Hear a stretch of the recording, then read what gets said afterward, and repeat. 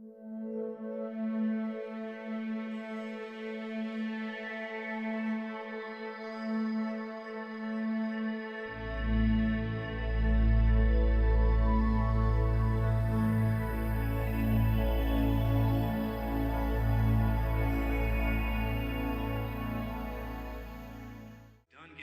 drunk, and I told myself I didn't want to use anymore.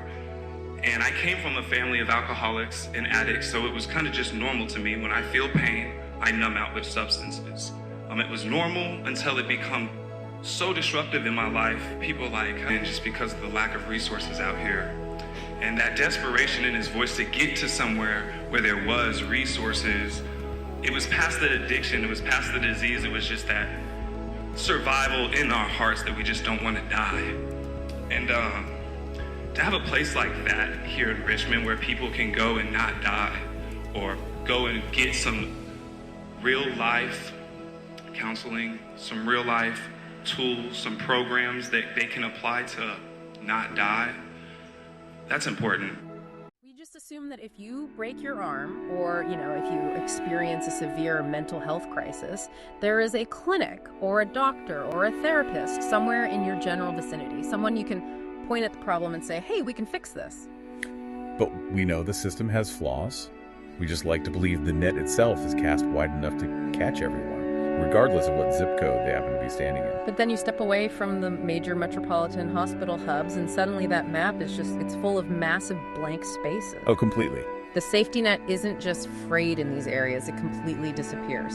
When we hear the term care desert, the immediate image is like a farmhouse sitting 50 miles from the nearest paved road.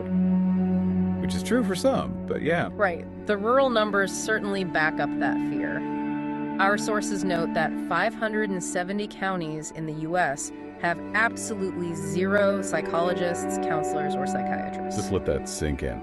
Zero. Not a shortage. Literally zero. Exactly. But, reading through the research, I realized physical distance is really only a fraction of the problem. There's this framework in the source material called the 4 A's that block access, and it maps out the friction points perfectly.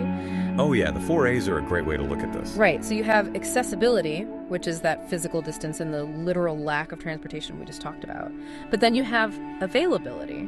Right, which means, okay, the clinic is maybe only 5 miles away, but the wait list to see a specialist is 6 months long. Exactly. Then comes affordability, which isn't just about being uninsured, right? It's dealing with networks that outright refuse to take Medicaid or Medicare. Which happens a lot more than people think. Yeah. And then finally, acceptability. Yeah, the acceptability factor is crucial, especially in tight-knit rural areas. This is the heavy cultural stigma.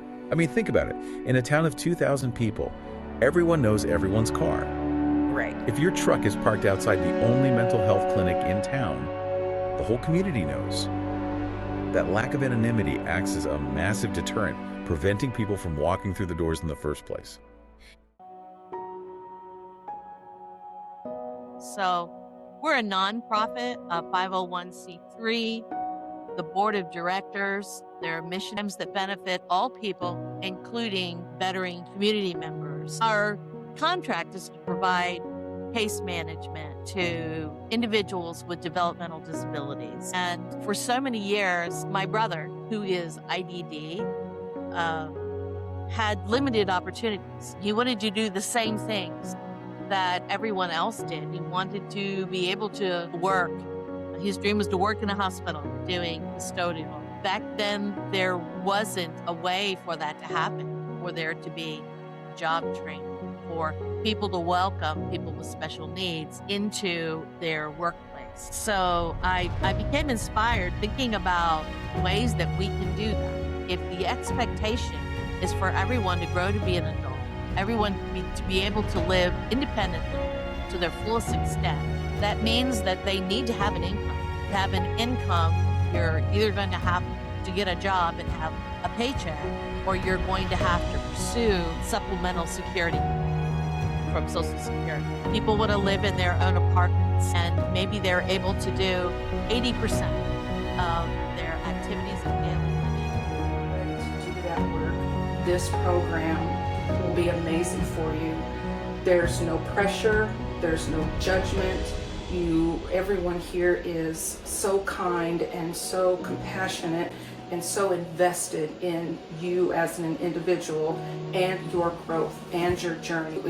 They help you with resources as far as if you don't have a ride, they provide transportation to and from the program. They help you with insurance if you need to get on Medicaid. They're helpful with that. If you need assistance with food, they have resources with that. They have a nurse here that meets with you and makes sure that you're doing okay medically. They take your vitals and ask you how your week has gone, and they're on the lookout for the smaller things to make sure that you are doing okay. You are safe in your home. You have what you need. Make sure your electricity is paid, your gas is paid. They reach out and give you resources to help with the external things to try to help you with that, so you can take your attention and focus back to the healing part of why you're here. So they do have amazing resources that can help. They have amazing connections. They know a lot of people that can help. And to have a place like that here in Richmond where people can go and not die, or go and get some real life counseling, some real life tools, some programs that they can apply to not die, that's important.